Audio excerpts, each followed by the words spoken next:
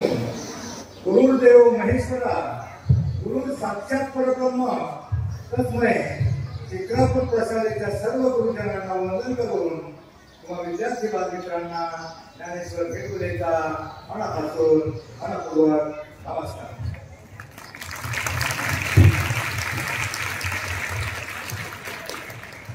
संपुदे अंधार सारा संपुदे अंधार सारा उदय आकाश तारे अंधाराच्या पहाटेचे इथे वाहुते आनंद वारे जागे यावी सृष्टी जागी होते माणूस जागा मार्ग सारे स्वच्छ व्हावे नष्ट व्हावा भ्रष्ट सारे नष्ट व्हावे मार्ग सारे स्वच्छ व्हावे अन्मने ही साफ व्हावी ही सकाळ रोज यावी माणसाचा देव व्हावा तुम्हा सर्व बालमूर्तींना प्रत्येक नमस्कार. मला पाहिजे आनंदाचा सोहळा पाहिजे. गावात मंदिर कमी असली तरी चालतील पण सुंदर अशी एक शाळा पाहिजे. तुमच्या सुंदर अशा शाळेतील सर्व शिक्षकांना तुम्हाला पुनश्च एकदा देवार नमस्कार. खरं तर आपली भारतीय संस्कृती जगामध्ये सर्वांमध्ये श्रेष्ठ आहे आणि त्या भारतामध्ये महाराष्ट्रामध्ये अनेक प्रकारच्या लोककला लोकगीत भजन. आता तुम्ही जे भजन आहे ते सुंदर ते ध्यान भाविकेवरी फक्त भजन नाही आपल्या संस्कृतीमध्ये आपल्या संतांच्या विचारामध्ये अभंग पदे दोहे ओव्या श्लोक काकडा भजन परिपाठ हरिपाठ अनेक प्रकार आहेत. आणि त्याच्याच आधी या डीजेच्या ऑर्केस्ट्राच्या सिनेमाच्या गाण्यापेक्षा चांगल्या असतात. असं होतं का? प्रत्येक गावामध्ये कीर्तन भजन प्रवचन प्रत्येक वर्षी सुंदर प्रत्येक गावामध्ये प्रत्येक वर्षी अभंग गायले जातात आणि ते ताजेतवाने वाटतात. परंतु डीजेचं सिनेमाचं ऑर्केस्ट्राचं गाणं एकच वर्षी येतं दुसऱ्या वर्षी गायब होतं. खरं सांगा 7-8 वर्षापूर्वी एक बाई आली होती. ती बाई परत दिसली का? कोण होती ती? श्रद्धाबाई परत दिसली का? म्हणजे एक गाणं एकच वर्षी येतं दुसऱ्या वर्षी गायब होतं. दुसऱ्या वर्षीचा बाबूराव परत दिसला नाही. आवाज मानव डीजे दिसला का? मग जे गाणं एकच वर्ष येतं ते तुम्ही डोक्यामध्ये घेता. तिकडे डीजे वाजला तर तुम्ही धावत पळत जाता पण गावात हरिपाठ होतो. हरिपाठाला तुम्ही जात नाही. मला सांगा तुमच्या गावात कीर्तन होतं प्रवचन होतं? मला सांगा कीर्तनाला किती जण जातात? हात वर करा हात खाली करा. सगळेजण जातात. मी पाहिलंय तुम्ही कीर्तनाला सगळेजण जातात पण घरी जाता शेवटच्या दिवशी कार्याचं कीर्तन झालं का राजेमध्ये असता कशाला भोजन मुळात भोजन आणि भजन. बघा भोजन आणि भजन या शब्दामध्ये किती अंतर आहे? फक्त एक काळ आहे परंतु त्याचा जर अर्थ घेताना जमीन आसमानाचा अंतर असतं. आत्कार केलेल्या कार्याचं कीर्तन हा तर उद्या सकाळपर्यंत तुमच्या पोटामध्ये राहतं. उद्या सकाळी येतं वर्षभर. परंतु प्रवचन हरिपाठ किंवा काकडा कीर्तनातला एखादा विचार हरिपाठातला एक अभंग तुमच्या डोक्यात घेतला फक्त 2 अभंग 2 पाठ करील आणि त्याच्या एका चरणाप्रमाणे वागण्याचा करण्याचा प्रयत्न केला तुमच्यातला प्रत्येक जण जीवनामध्ये मोठा चांगला आणि यशस्वी माणूस होऊ शकतो हा विश्वास देण्यासाठी तुमच्या समोर आलेलो आहे.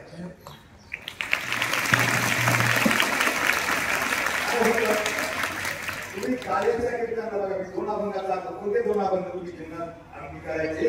हरिपाठामध्ये 38 नंबरला अभंग आहे अवघाची संसार सुखाचा करील. आनंदे भरील तिन्ही लोक काळात होते. आता अवघाची संसार म्हणजे कुणाचा म्हणजे आपल्या घरात म्हणले का पप्पा मम्मी कुठी नुटू अभंग म्हटले का? अवघाची संसार म्हणजे आपल्या जगाचा संसार सुखाचा करील. आणि आनंदे भरील तिन्ही लोक म्हणजे आपल्या घरातले 3 लोक आहेत स्वर्ग पृथ्वी पाताळ सगळीकडे आनंद निर्माण करेल. अभंगाच्या एका चरणाचा अर्थ एवढा महान असतो तर आपल्या संतांच्या साहित्यामध्ये काय दिलेलं असेल त्याचा शोधण्याचा प्रयत्न करा. आणि दुसरा अभंग हरिपाठाच्या बाहेर आहे. 2 अभंग पाठ करा आणि त्याचं अनुकरण करा. एका चरणाचं अनुकरण करा.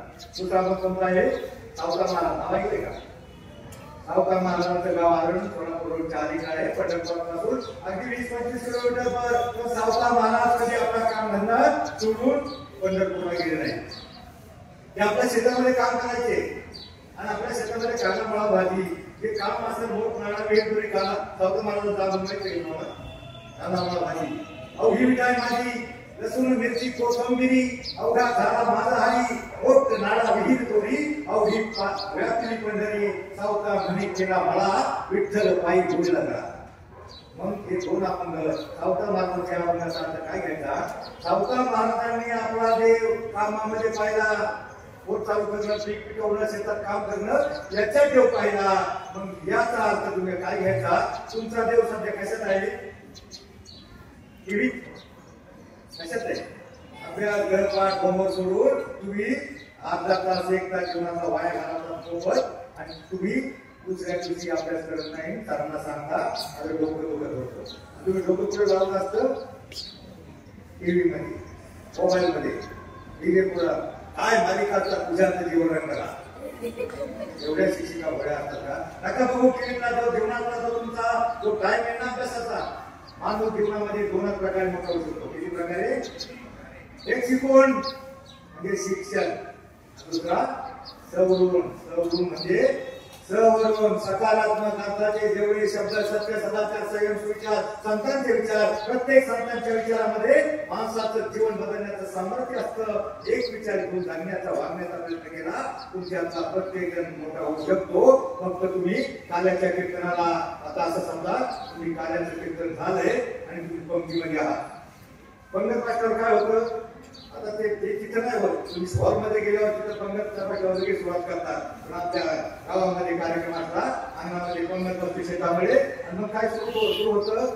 तुम्हाला परवानगी देतच का लगेच. ग्रामीण भागात नाही. आणि मग बघा मी बरेच प्रकार आहेत तुमच्या डोक्यामध्ये. आता तुम्ही एक अभंग ऐकला. अभंगाच्या चाली किंवा आपल्या संस्कृतीमध्ये अभंग नाही पदे दोहे कोड्या श्लोक काकडा भजन गीते भावगीते भक्तिगीते अनेक प्रकार आहेत. त्यात मी तुम्हाला बघा आपण ताट वाजलं ठेवायचं. मग आपल्या ताटात काय असतं. भात आमटी वरण बासुंदी गुलाबजाम लोणचं दहीवडा आणि बरंच असतं बघा. मग ते आपल्या तोंडाला पाणी सुटतं. आता मी तुम्हाला जे भोजन पाडणार आहे ते भोजन नाही. ते भजनातलं भोजन आहे. पण त्याच्यात तुम्हाला एक चांगली डोक्यात घेतली आत्ताच्या मध्ये 8 फेड्या तुम्हाला प्रत्येकाला गाता आलं पाहिजे. जीवनामध्ये तुम्हाला 2 गोष्टी आल्या पाहिजेत आणि त्या 2 गोष्टी येण्यासाठी पहिले तुम्हाला एक गुणाभंग गाता आले पाहिजे. तुम्हाला बोलता आलं पाहिजे आणि गाता आलं पाहिजे. बोलता का आलं पाहिजे. तुम्ही मोठे झाल्यावर शिकावर इंटरव्ह्यूला जाल तुम्हाला प्रश्न विचारले जातील आणि त्यावेळेला तुम्हाला जर भाषणाची बोलायची सवय नसली तर तुम्ही अडखळाल आणि तुम्हाला काम मिळणार नाही. म्हणून तुम्हाला बोलता आलं पाहिजे आणि बोलता येण्यासाठी पहिले गाता आलं पाहिजे. आणि गायनातून बोलण्याची लय सापडते. परंतु तुम्ही पंक्तीमध्ये बसला आहात आणि मी तुम्हाला आता रजा देतो.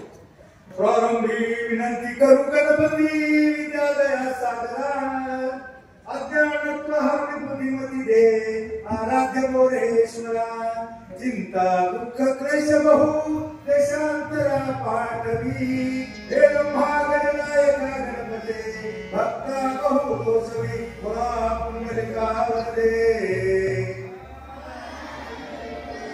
ज्ञानदेव पंढरीनाथ आरती मंगलमूर्ती.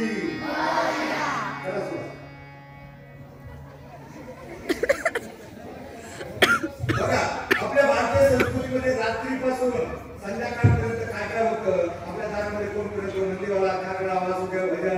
रात्रीच्या वेळेला 3:30 वाजता पिंगळा पोचतो. तुम्ही पिंगळा खोले महाराजांचा ऐकलं असेल. पिंगळा महाद्वारी बोल बोले तो देखा पिंगळा महाद्वारी म्हणा. पिंगळा गेल्यावर बघा इंग्लिश मिडियमला CBSE पॅटर्नला ज्ञानदेव महाराजांचा अभंग आहे कावळा. पण त्याला कावळा नाही म्हटलं त्याला काऊ म्हटले. काऊ पैर तो गे काऊ पोकता है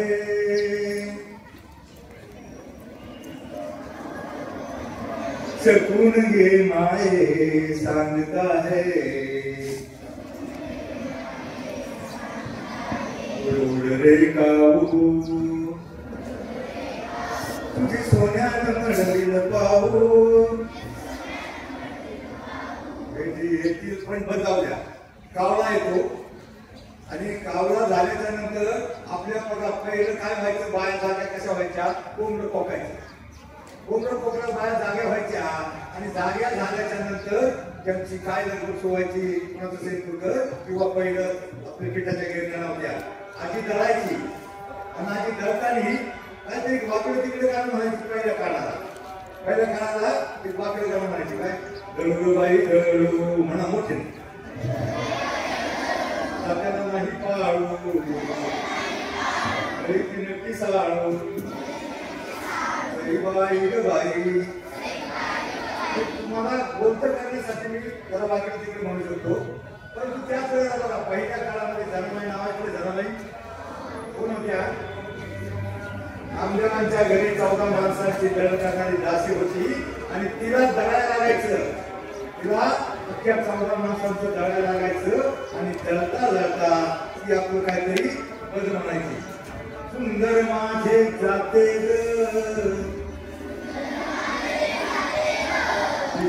बहुतेक गाऊ तो तुके तुके देवा विठला.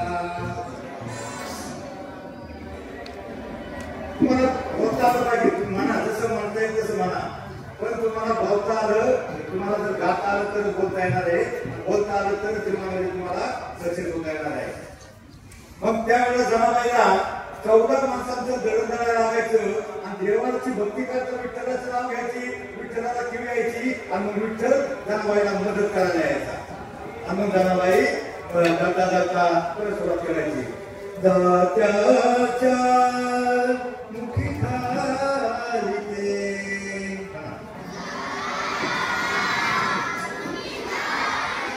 मोत्याचे दाणे कृपेने मला विठ्ठला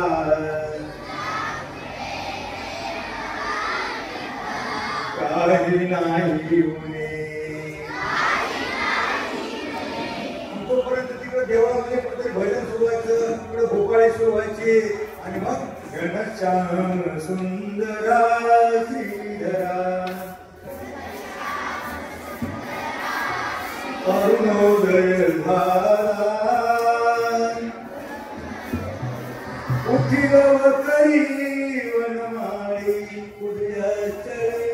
मित्रांमध्ये उदयाचळे मित्राला म्हणजे सूर्य उगवला आणि सूर्य उगवल्याच्या नंतर प्रत्येक माणूस जागा होतो, ठरपून होतो आणि मग आपापल्या काम धंद्याला लागतो आणि माणूस जागा झाल्याच्या नंतर त्याच्यातल्या इच्छा, वासना, काम, क्रोध, मत्सर, मोह सगळे जागा होतात. मला कोर्टात जायचंय, मला त्याच्या खोड्या करायच्या, मला भजन करायचंय, प्रत्येकाचे वेगवेगळे विचार होतात आणि मग ते जागे जाताना एकनाथांचं एक भावड आहे बघा, एकनाथांचं एक भावड आहे, तुम्ही फक्त मागं भिंती चालला माहिती. सूर्य उगवला, प्रकाश पडला, हळवा डोंगर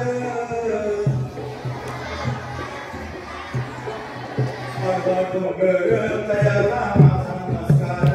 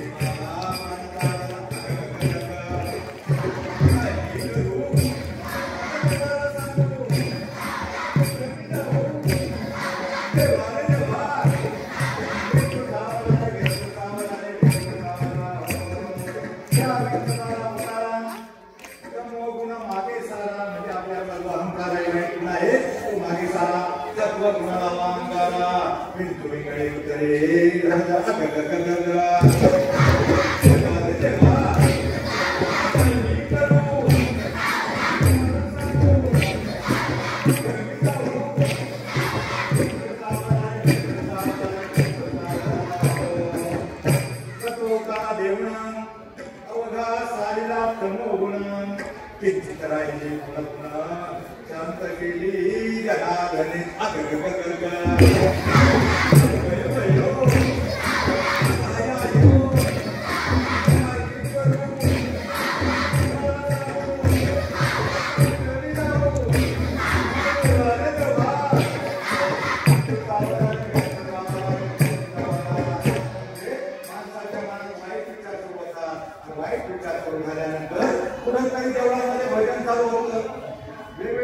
असतात रामाचं मंदिर असतं की रामाचं किंवा शंकराचं असतं शंकराचं मग गावात रामाचं मंदिरामध्ये गदर होतो श्रीराम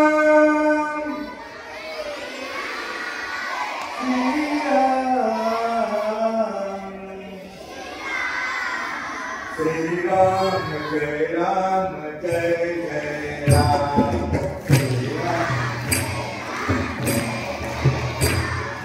श्रीराम जय राम जय जय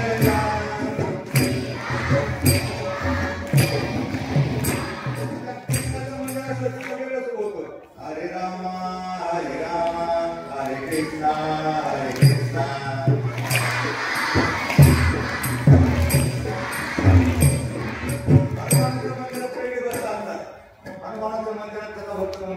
अंजनीचा सुता तुला रामाचं वरदान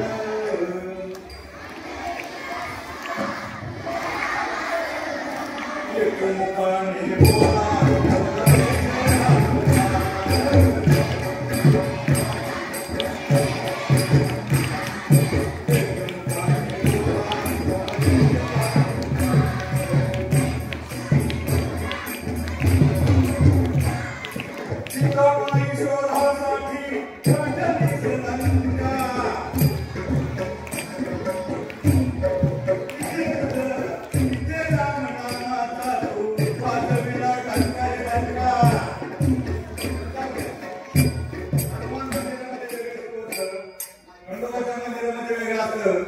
अंबाबाईच्या मंदिरामध्ये वेगळं असतं वेगवेगळी गाणी असतात हे फक्त आपल्या ज्या गीतांच्या देवाची भक्तिगीतं भावगीतं याच्यात चांगल्या असतात त्या तुम्ही डोक्यात घेत नाही त्या तुमच्या डोक्यात बसवण्यासाठी हा माझा छोटा संतांचे अभंग बघा प्रत्येक आपल्या महाराष्ट्रामध्ये अनेक संत झाले आणि त्यांनी आपल्या समाजासाठी जातीसाठी काम केलं नाही त्यांनी सगळ्या समाजासाठी केलं बोला तुम्हाला ऐकलंय का अजून सोनार देव तुझा मी सोनार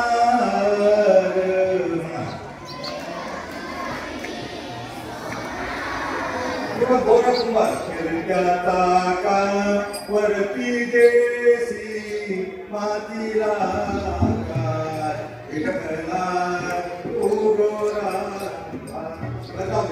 प्रत्येक संतांना वेगवेगळ्या प्रकारचे अभंग लिहिले तुकाराम महाराजांचं सावता महाराज बघा तुम्हाला पण त्या पण पाहिजे माहिती तुम्हाला नृत्य चालू पाहिजे सावता महाराज बघा छुन्नुक छुन्नुक टाळ वाजली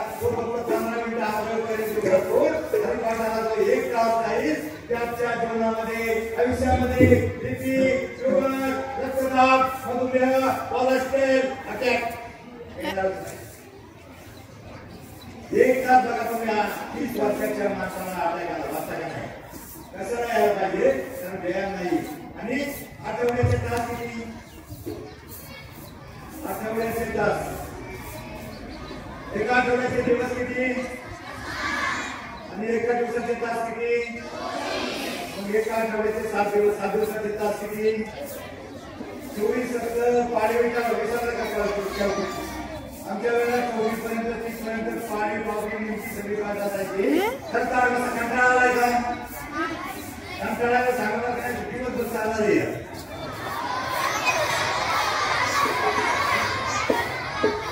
कंटाळणार ना मग मी तुम्हाला सांगितलं एका आठवड्याचे दिवस किती, तास किती? 168 तासापैकी तुम्हाला मोठं व्हायचं असेल तुम्ही माझा एक ऐकणार का? 168 तासापैकी 1 तास तुम्ही असा काढून लावा आठवड्यातला रविवारचा दिवस सुट्टी असते. काही 6 ते 7 तुम्ही टीव्ही किंवा काहीतरी मोबाईल मध्ये तास करत असतात. तुमच्या घरामध्ये कुणाच्या तरी घरामध्ये तुमचा बाप कुठेतरी गुटखा खात असेल, सिगारेट करत असेल, तुम्ही दारू पीत असेल, 50% असणारच. तुम्ही एक प्रयोग करा, आठवड्यातला 1 तास रविवारचा संध्याकाळी 6 ते तास आपल्या बापाला जर घरी असेल मोकळा मिठी खाली करत असेल त्याला म्हणायचं बाबा आपल्याला मंदिरात जायचंय, तिथं हरिपाठ होतो. हरिपाठाला 1 तास होता. 168 तासापैकी 1 तास तुमची जर मंदिरामध्ये बापाला घेऊन गेला आणि तिथे गेल्यावर काय होतं माहिती?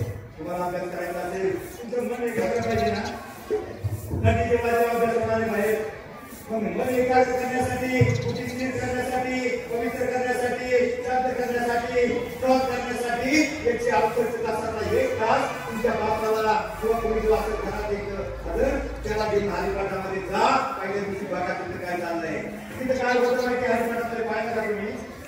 हरिपाठामध्ये आता तुम्ही सुंदर जन्माला ना, एक जन्माला सुंदर झालं. दुसऱ्या बाबतीत 7 माणसाला म्हणतात त्याच्या पुढलं वाक्य म्हणतो हरिमुखे म्हणा, हरिमुखे म्हणा. दुसरा म्हणतो पुण्याची गणना करतरी. तिसरा म्हणतो आसोनी संसारी. असं म्हणतो त्याच्या पुढलं वाक्य म्हणतो ते हरिपाठ म्हणत असताना त्या माणसांची जगातल्या कोणत्याही दुःख, प्रपंचातल्या कोणत्याही अडचणी, संसारातल्या कोणत्याही समस्या कटकटी त्याच्या डोक्यामध्ये नसतात. त्याचं डोकं तिथं स्थिर, एकाग्र, शांत, पवित्र होतं. म्हणजे त्या माणसाचं देव निर्माण होतो. तुम्ही हरिपाठामध्ये जा, तुमच्यामध्ये देव निर्माण होईल. मला सांगा देवाची व्याख्या काय आहे?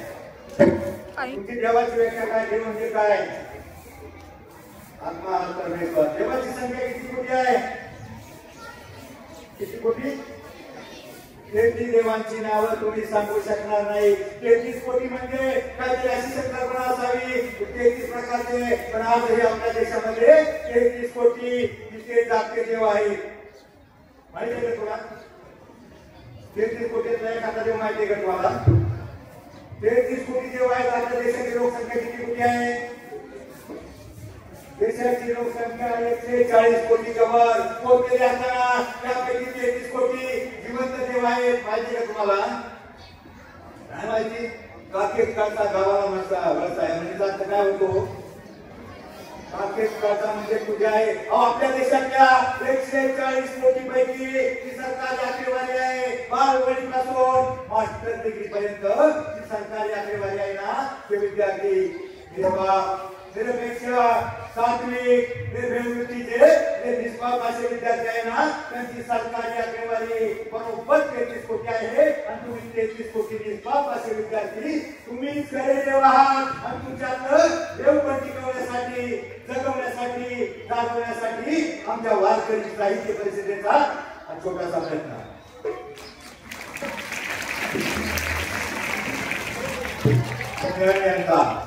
ज्ञान यांचा वाचक्याचा वंश तुमचा पोत आहे.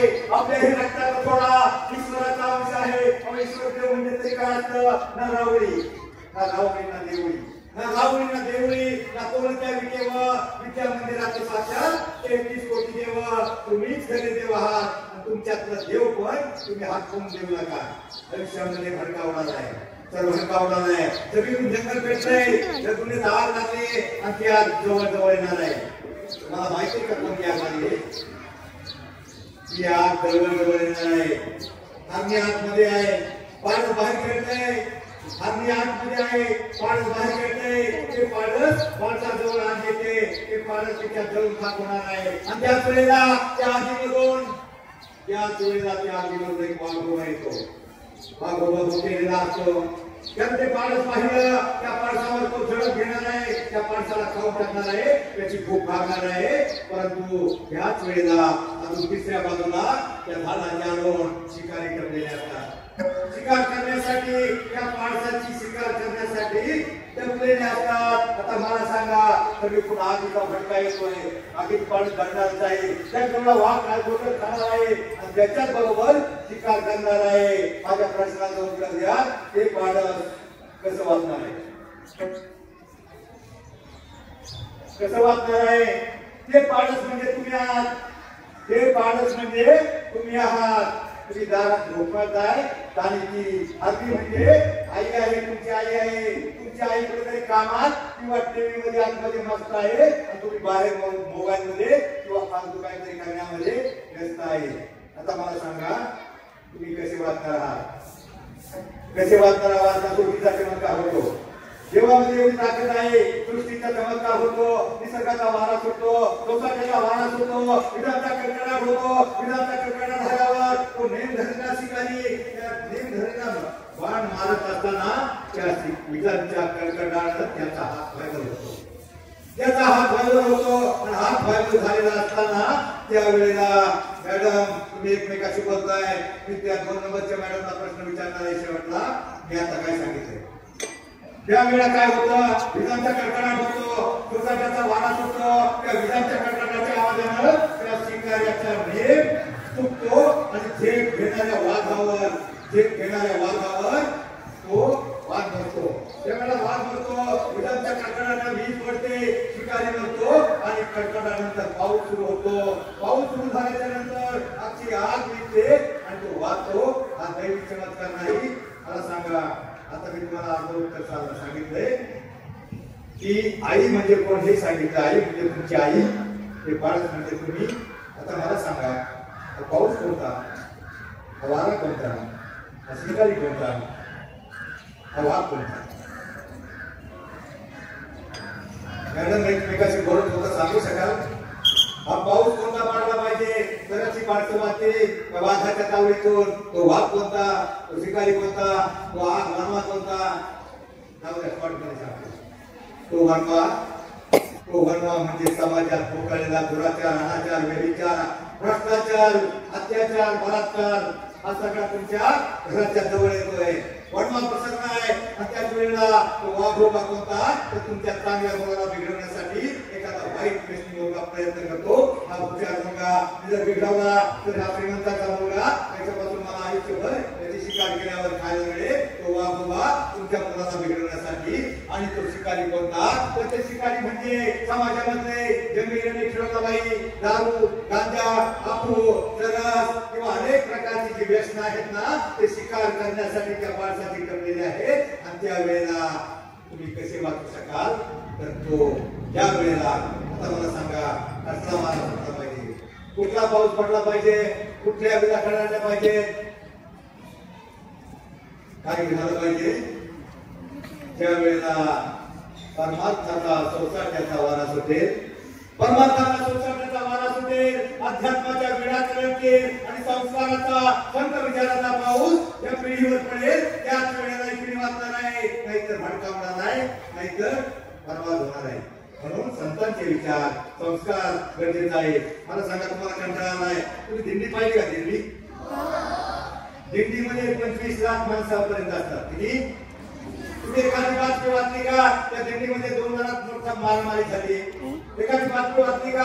एखाद्या महिलेवर, एखाद्या वारकरी स्त्रीवर, एखाद्या मुलीवर अत्याचार झालाय, विनयभंग झालाय.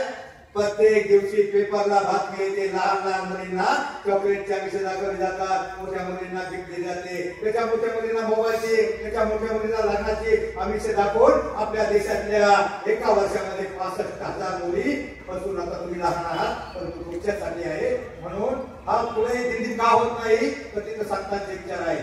तिथं प्रत्येक जण आनंदाने नाचत असतो, माऊली माऊली म्हणत असतो. एखाद्याला लहान लागली तर लहान मुलाच्या पाया पडत असतो. 25 लाख लोक आमची तिथं नाचत असतात, भागत असतात. दिल्ली तुम्ही टीव्ही मध्ये पाहिजे ना, पंढरपूरमध्ये किती गर्दी असते. मध्ये डिवायडर असतो, डिवायडरवर आमच्या म्हाताऱ्या आणि बाया उभ्या असतात. ह्या बाजूला ज्ञानोबाची पालखी, तुकोबाराची पालखी, शेकडो पालख्या त्याच्या मागे असतात. वारकरी आनंदाने होत नाचत असतात. एक म्हणतो माऊली माऊली, दुसरं म्हणतो ज्ञानोबा माऊली तुकाराम, तिसरं म्हणतो जय हरी विठ्ठल, आणि कुणी खोकली खेळतो, कुणी भारू म्हणतो, आनंदाने नाचत असतात. आणि आमच्या देशातला हा सोहळा पाहण्यासाठी बाहेरचे फॉरेनर लोक आता कुंभमेळ्याला जसे असतील तसे पंढरपूरला 10-15 हजार बाहेरच्या महिमा येतात त्या हाफ चड्डीवाल्या आणि त्या आपल्या दिवाळीच्या मागे आपल्या म्हाताऱ्या बायाच्या मागे उभं राहून त्यांना नवं वाटतं तरी एवढी लोक भांडण नाही कसला आनंद मिळवला फाटक्या कपड्यातली भडक्या कपड्यातली आनंदाने नाचत आहेत हाऊ हॅपी कसला आनंद मिळतो यांना नवल वाटतं आपल्या बाईच्या माग ती बुटकी बाई काका उंच करून पाहते आणि म्हणते हो पंढरपूर हो पंढरपूर आमची गावची बाई म्हणते बाबाने हे पंढरपूर नाही पंढरपूर आहे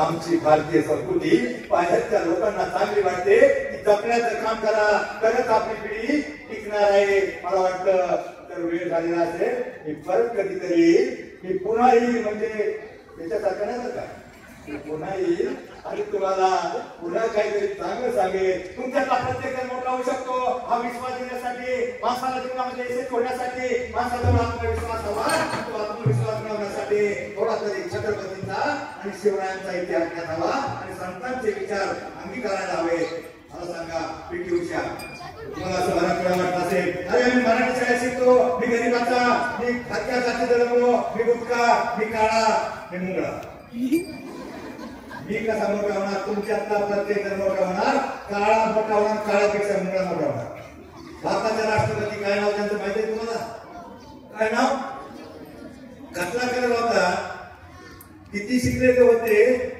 खूप शिकले खूप पण आदिवासी समाजातली एक मुलगी 6व्या वर्षी आई वडील घाटे गेले अनाथ आश्रमात शिकली असं त्याने पाजळलं राष्ट्रपती झाले पीटी उषा कोणत्या जाती जन्मली कसला केला होता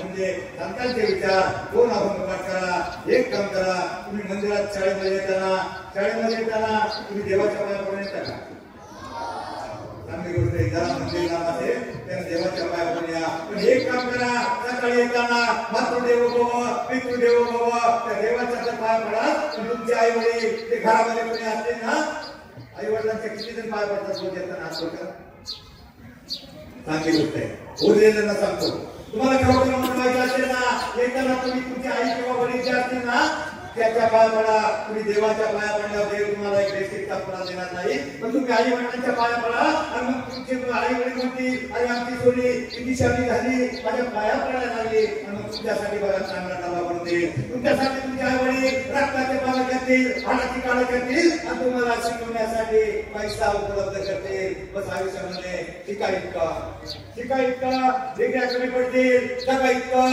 आयुष्य कमी पडेल असा इतकं आनंद कमी पडेल नशिबाचा पासा निखळून पडेल परंतु मुलांनो प्रयत्न इतका करा अभ्यास इतका करा त्या विठ्ठलाला त्या देवाला तुम्हाला भागत पडेल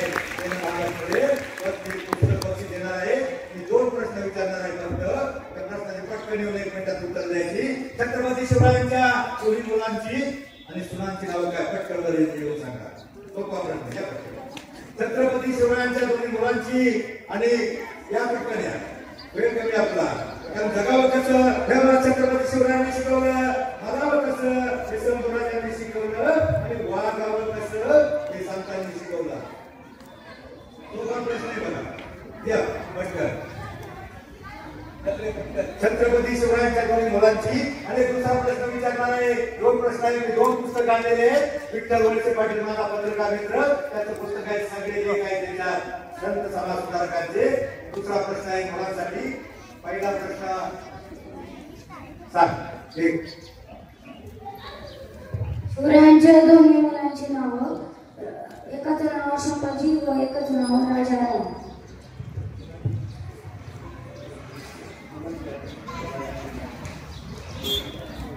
कोणी सांगितले बघा ताराबाई आणि येसुबाई ठीक आहे याच्यासाठी काळा वाजवा दुसरा प्रश्न आहे मुलांसाठी आणि तुमच्या इंटरेस्ट मधला प्रश्न आहे मला फार आवडतो प्रश्न आहे एक पिक्चर फेमस झाला होता 7-8 वर्षापूर्वी काय त्या पिक्चरचं नाव बॅकग्राऊंड टाकायचं काय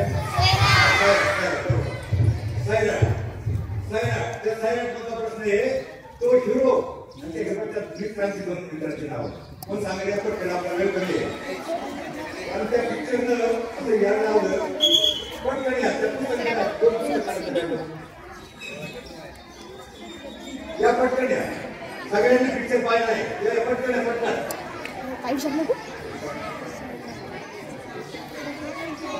सोपा प्रश्न तुमच्या आवडीचा आहे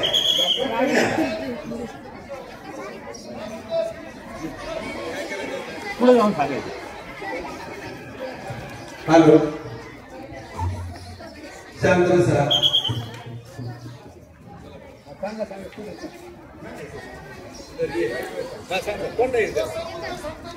एकाचं नाव लंगड्या अरे वा आज काय वाजला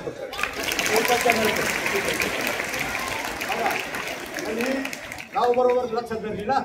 आता मला याला जोड प्रश्न असा आहे माझा का ज्यांनी मुलींना शिक्षणाची संधी उपलब्ध करून दिली त्या क्रांतिज्योती सावित्रीबाई फुले आणि विद्येचं महत्व सांगताना विद्येविना मती गेली मतीविना नीती गेली नीतीविना वित्त गेले वित्ताविना शूद्र खचले अवघे अनर्थ या अविद्येने झाले ते महात्मा ज्योतिबा फुले आणि डॉक्टर बाबासाहेब आंबेडकर घटना लिहिली त्यांच्या मुलांची नाव काय बाळा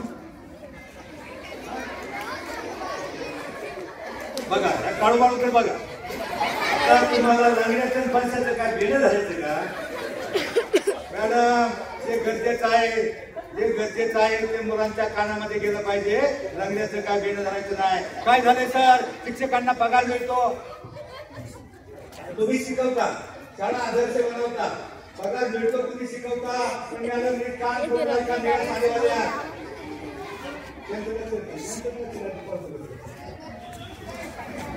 जरा कान करू नाही का तर शासन तुम्हाला पगार देत असताना त्या मोबाईलच्या तुम्ही शिकवता पोरं परिसर येतात तुमचं धन्यवाद. परंतु एक काम करा तुम्ही दूध घेताना घरामध्ये दूध घेताना 1 लिटरची 2 माप गवळी टाकतो आणि 2 माप टाकत असताना गवळी 2 माप टाकत असताना आपण बघतो अरे हा माप भरून टाकतोय का कमी टाकतोय आपलं लक्षात थोडस जरी सांगलं ना तरी तो गवळी शेवटला वरचं माप टाकतो आणि वरचं माप जरा जास्त टाकतो हात टाकतो आपल्याला समाधान वाटतं अरे आज गवळ्याने आपल्याला जास्त दिलंय याच्यावर तुम्ही काय घ्यायचं तुम्ही शिकवताय 2 माप कोण टाकताय तरीही तुम्ही एक वरचं माप टाका आणि ते वरचं माप या पिढीवर संस्काराचं टाका शिस्तीचं टाका आणि संस्काराची गरज आहे एवढी तुम्हाला विनंती करतो आणि सांगतो जय हिंद जय महाराष्ट्र.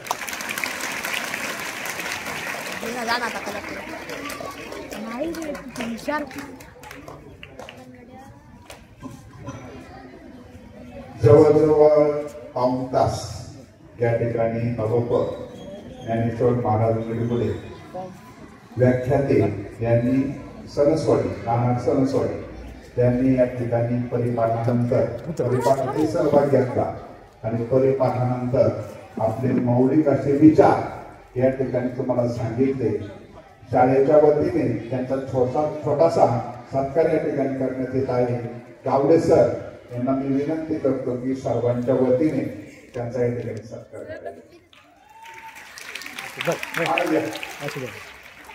दिसले पाहिजे बरं का.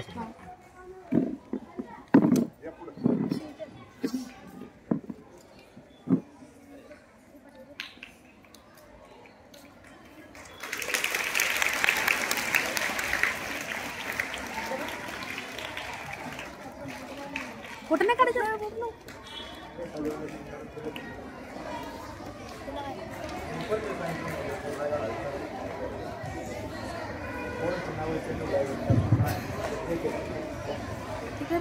यानंतर आपण या ठिकाणी लगेचच काय जसं आपण सगळीकडे गेलो होतो या तुम्हाला विषय पण जे सहलीमध्ये नाहीत काढलं. हा 1 मिनिट सगळ्यांसाठी सूचना आहे जी मुलं उशीर आले त्यांना आपण वेगळं बसवलं. उद्यापासून आत पण नाही घेणार आम्ही.